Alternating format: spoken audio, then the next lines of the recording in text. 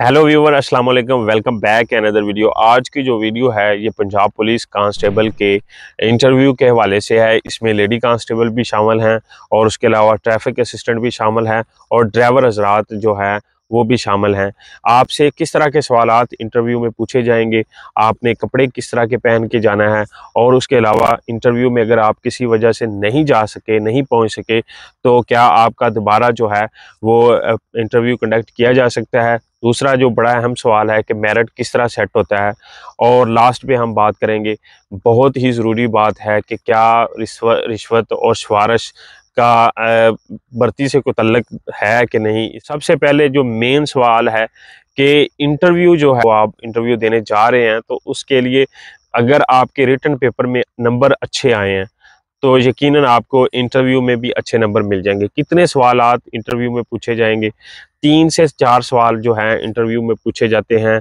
वो आपके जो भी आपके ज़िला हो उसके फेमस चीज़ के मुतल्लिक़ पूछ लेते हैं, आपके एजुकेशन के रिलेटेड सवाल पूछ सकते हैं, करंट अफेयर के मुतल्लिक़ कोई सवाल पूछ सकते हैं, जनरल नॉलेज के मुतल्लिक़ जो है एक आधा सवाल पूछा जाएगा।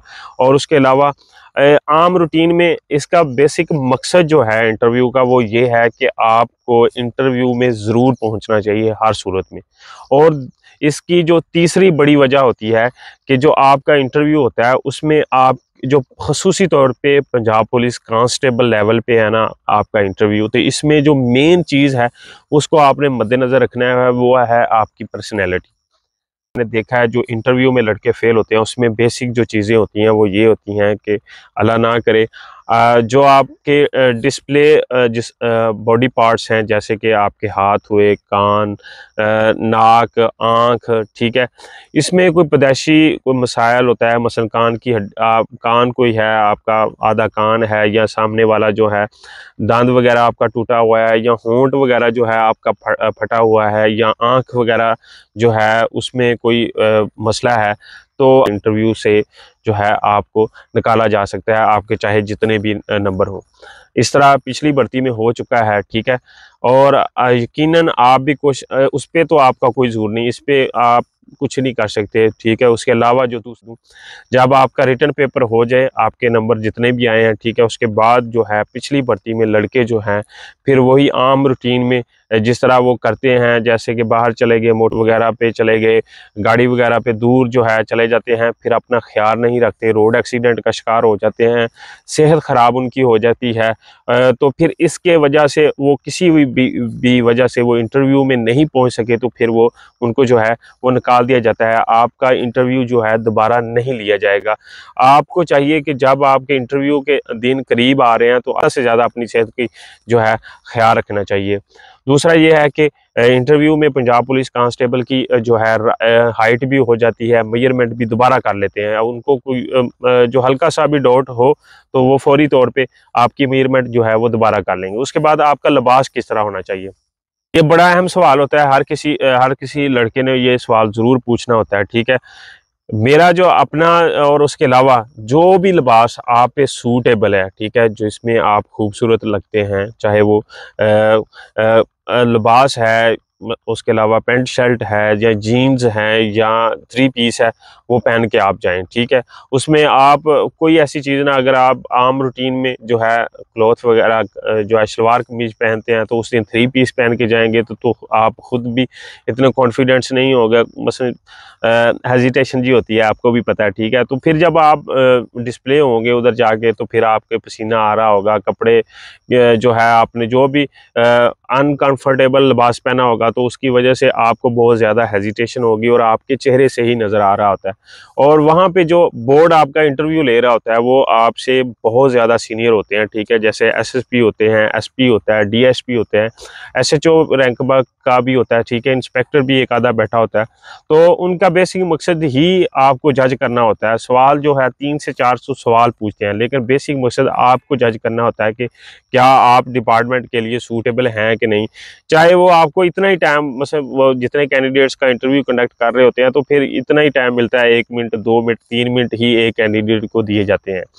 उसके बाद फिर मेरिट की बात आती है। मेरिट जो है वो आपका इंटरव्यू जितने आपके नंबर हैं रिटन पेपर के, वो उसके अलावा एजुकेशन का नंबर नहीं होते, सबके लिए सेम नंबर होते हैं, कोई एक्स्ट्रा नंबर नहीं एजुकेशन के दिए जाते। इंटरव्यू के जो है नंबर अलहदा से मिलते हैं। उसके अलावा अगर कोई कैंडिडेट जो है जिस तरह के किसी के भाई वगैरह है या हिफ्ज़ कुरान वगैरह है किया हुआ, तो फिर ये इंटरव्यू के वक्त जो है आपको 1 से 2 नंबर 3 नंबर जो हैं या 5 नंबर आपको एक्स्ट्रा देते हैं, तो वो बहुत ही अहमियत के हामिल होते हैं। ठीक है, अगर आपका कोई भाई इस डिपार्टमेंट में है तो ज़रूर उधर बताइएगा कि अगर पूछते हैं या पहले जब हाज़िरी ली जा रही होती है तो फिर आपने ज़रूर बता देना है उनको, फिर वो उनके पास जो लिस्ट होती है वो फिर टिक कर लेते हैं।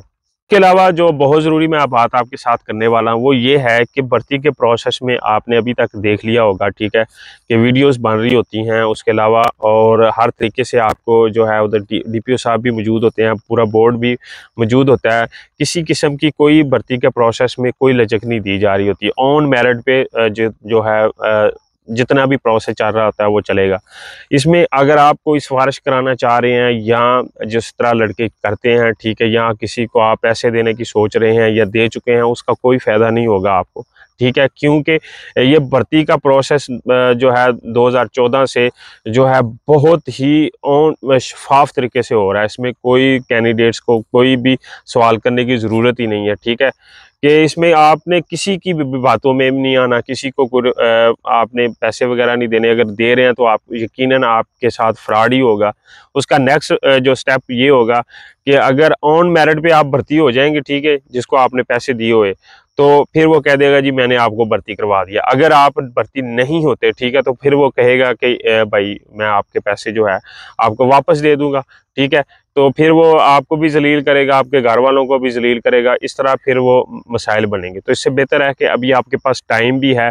इस वीडियो का बेसिक मकसद ही, पहले वीडियो बनाने का मकसद यही है कि आपने इस तरह की बातों में कभी भी नहीं आना, और जो आपके पास है अभी मेहनत करें। ठीक है, बुक्स जो है रिटन पेपर की अच्छी तरीके से तैयारी करें। पेपर पैटर्न फाइनल नहीं हो रहा, लड़के कह रहे हैं, सुनने में भी आ रहा है, लेकिन अभी ये फाइनल नहीं है कि सिर्फ और सिर्फ 100 MCQs का ही पेपर आएगा।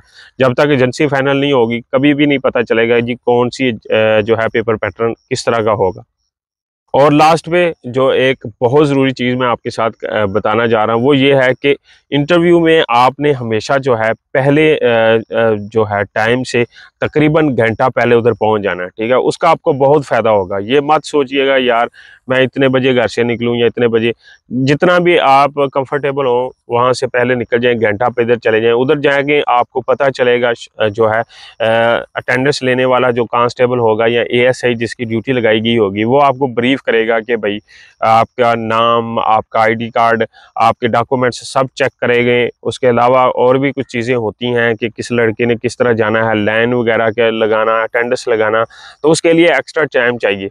अगर आप उधर पहले से मौजूद होंगे तो वो आपके लिए सबसे बेस्ट है। उसकी वजह ये होती है कि फिर आप जो है तकरीबन तमाम प्रोसेस से गुजर रहे होते हैं और आपका जो है कॉन्फिडेंस और जो है वो बन रहा होता है कि उधर यकीनन उधर जो कांस्टेबल होते हैं वो आपको खौफज़दा नहीं कर रहे होते।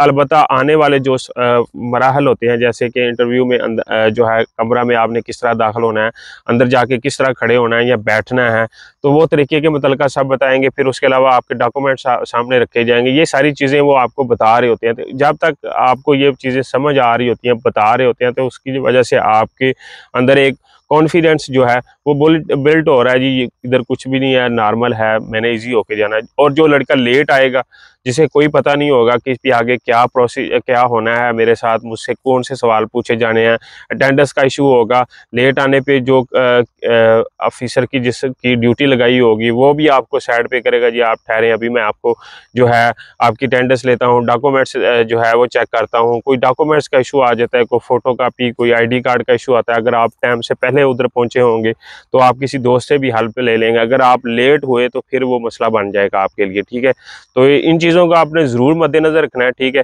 इजी होके आपने जाना है।